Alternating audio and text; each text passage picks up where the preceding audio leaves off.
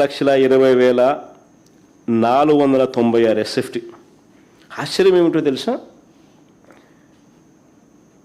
ఒకవైపునేమో ఇంతింత డబ్బులు ఖర్చు పెట్టి కడతా ఉన్నారు, మరోవైపున తాత్కాలిక సచివాలయము, తాత్కాలిక అసెంబ్లీ అని చెప్పి వీటిలో వేస్ట్ చేసిన అమౌంట్ ఎంతో తెలుసా? 1,100 కోట్లు. ఎందుకు కట్టినారయ్యా మరి ఉన్న సచివాలయము, ఉన్న అసెంబ్లీ? 1,100 కోట్ల రూపాయలు ఖర్చు పెట్టి కట్టినారు. ఇప్పుడు అది తాత్కాలికం అంట అని మళ్ళా ఇప్పుడు ఇంత కడతా ఉన్నారు. 6,671 కోట్లు ప్లస్ 1,053 కోట్లు పెట్టి మళ్ళా కడతా ఉన్నారు.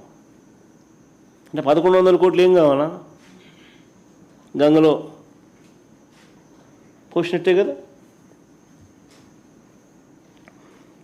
తెలంగాణలో కేసీఆర్ గారు ఈ మధ్యకాలంలోనే సెక్రటేరియట్ బిల్డింగును 28 ఎకరాల్లో కట్టినాడు. 10 లక్షల SFT, అంతకన్నా ఎక్కువ. అదే చాలా లిబరల్. 615 కోట్లతో కట్టినాడు. పార్లమెంటు, దేశ రాజధాని ఢిల్లీలో పార్లమెంటు కొత్త భవనం 970 కోట్లు.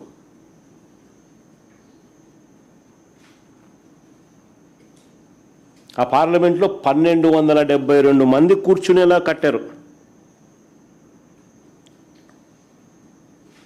మరి పార్లమెంటు దేశం మొత్తం చూస్తుంది, ఆ లెవెల్లో వాళ్ళు కడితే మన అసెంబ్లీ ఎంతో తెలుసా ఇప్పుడు కట్టేది? 1,449 కోట్లు. పార్లమెంటు దాటినాం, కేసీఆర్ నెంబర్కు డబల్.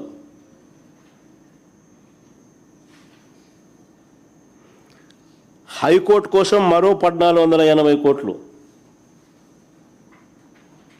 హైకోర్టు కోసం మరో 1,480 కోట్లు వీళ్ళు పెడతా ఉన్నారు. ఏంది నేను చెప్పినట్టు 5 టవర్లు కాక ఇవన్నీ నేను చెప్పేటివి. 5 టవర్లలో అసెంబ్లీ రావడం లేదు, 5 టవర్లలో నీకు హైకోర్టు రావడంలా.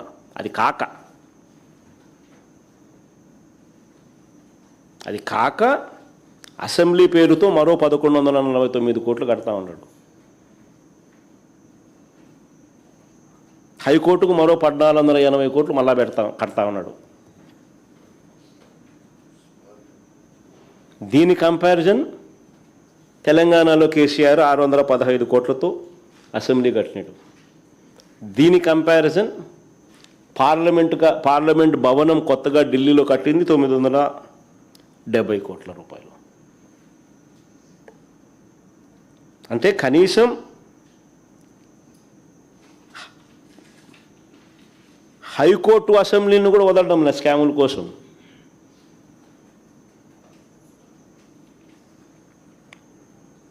ఈయన దుబారా కోసం, ఈయన విచ్చలవిడి దోపిడీ కోసం చివరకు సరే మిగతా వాటిలో స్కాములు ఇంకా ఎక్కువ కనిపిస్తూ ఉన్నాయి 5 టవర్లలో, అటువంటి పనులలో.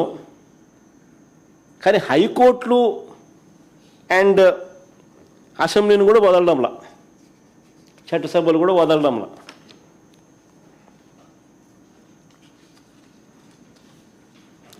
చంద్రబాబు తన అవినీతిని సచివాలయం టవర్లు, అసెంబ్లీకి, హైకోర్టు భవనాలకే పరిమితం చేయలేదు. ఏ పని చూసినా కూడా అక్కడ దోపిడీయే కనిపిస్తుంది. అది రోడ్లైనా కావచ్చు, మురుగునీటి కాలువలైనా కావచ్చు, సీవరేజ్ ప్లాంట్ల విషయంలో అయినా కావచ్చు, కొండవీటి వాగు వరద మళ్లింపైనా కావచ్చు, లేఅవుట్ డెవలప్మెంట్ అయినా కావచ్చు, ఆర్కిటెక్ట్స్కి ఇచ్చే డిజైన్ల ఫీజు అయినా కావచ్చు, ఇలా ఎక్కడ చూసినా కూడా విచ్చలవిడి అవినీతి కనిపిస్తుంది. కేవలం సచివాలయము, హైకోర్టు, అసెంబ్లీ వీటి డిజైన్ల కోసమే ఈయన ఎంత ఖర్చు పెట్టాడో తెలుసా? 401 కోటి డిజైన్ల కోసం, బొమ్మలు వేసిన దానికి.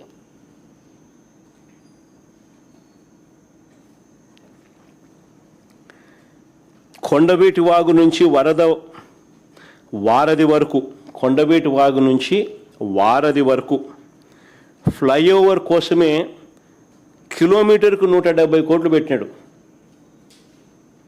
కిలోమీటర్కు 170 కోట్లు ఖర్చు చేసినాడు. అదే మా హయాంలో బెంచ్ సర్కిల్లో మీ కళ్ళ ముందునే ఫ్లైఓవర్ కనిపిస్తుంది. మా హయాంలోనే కట్టాం. కిలోమీటర్కు 35 కోట్లు మాకైంది ఖర్చు. మీరందరూ విజయవాడ పోతాను, అందరూ విజయవాడలో సిటీలో నుంచి పోతాంటారు. రెండో ఫ్లైఓవర్ కనిపిస్తుంది. మన హయాంలోనే కట్టాం పూర్తిగా. 35 కోట్లు కిలోమీటర్కి అయితే ఇది 170 కోట్లు.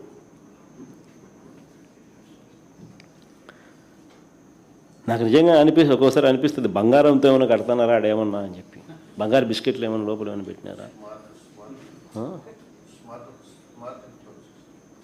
స్మార్ట్గా బంగారు బిస్కెట్లు కనపడేట్టుగా పెట్టినారా? అమరావతిలో మిగిలిపోయిన 6 లేన్ రోడ్లు వేయడానికి ఎంత తెలుసా? కిలోమీటర్కి 53 కోట్లు. అదే నేషనల్ హైవే టెండర్లు పిలుస్తూ ఉంటారు దేశమంతా, కిలోమీటర్కి 20 కోట్లు వాళ్ళకి యావరేజ్ ఖర్చు. 6 లేన్ మన దగ్గర 53 కోట్లు కిలోమీటర్కి.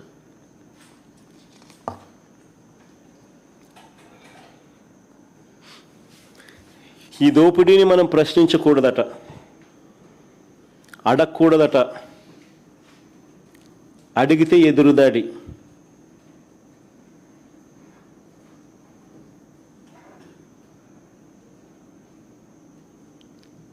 అడిగితే అమరావతికి మీరు వ్యతిరేకం.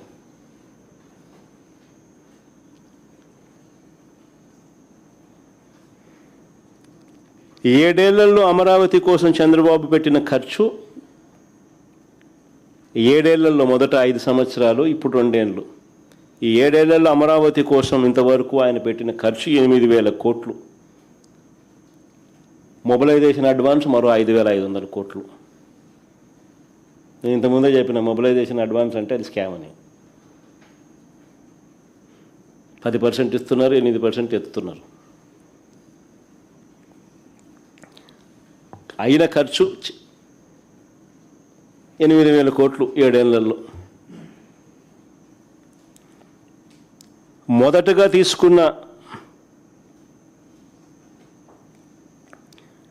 నేను అడుగుతాను, ఈ 8,000 కోట్లలో ప్లస్ మొబిలైజేషన్ 5,500 కోట్లలో మనకి ఏం కనిపిస్తూ ఉన్నాయి? స్కాములు తప్ప. మొదటగా తీసుకున్న 50,000 ఎకరాలకే దిక్కులేని పరిస్థితిలో, మొదటగా తీసుకున్న 50,000 ఎకరాలు, ఆ 50,000 ఎకరాలకు బేసిక్ ఇన్ఫ్రాస్ట్రక్చర్ కోసమే ఖర్చు అయ్యే ఎకరాకు 2 కోట్ల రూపాయలు చొప్పున, ఆ 1,00,000 కోట్లకే దిక్కులేని పరిస్థితిలో మళ్ళీ ఇంకో 50 ఎకరాలు, ఇంకొక 50,000 ఎకరాలు తీసుకుంటానని చెప్పి భవనాలు కాకుండా కేవలం ల్యాండ్ డెవలప్మెంట్ కోసం, అంటే కేవలం బేసిక్ ఇన్ఫ్రాస్ట్రక్చర్ కోసం,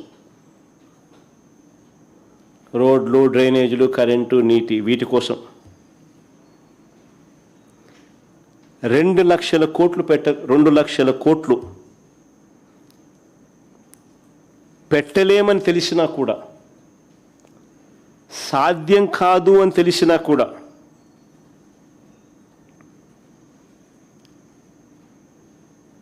ఇది అందరు నిజంగా గమనించాల. అమరావతికి ఎవరూ వ్యతిరేకం కాదు, కానీ సాధ్యం అవుతుందా, సాధ్యం కాదా అన్నది ప్రతి ఒక్కరూ ఆలోచన చేయాలి. మనం లీడర్లుగా ఉంటూ మన స్కాముల కోసం అసాధ్యమని తెలిసింది, సాధ్యం కాదని తెలిసింది, స్కాముల కోసం తెలిసి ఉండి కూడా ప్రజలను మభ్యపెడుతూ పెడదోవ పట్టించితే అసలు రాష్ట్రానికి క్యాపిటలే ఉండదు. అది ఏదీ ఉండదు.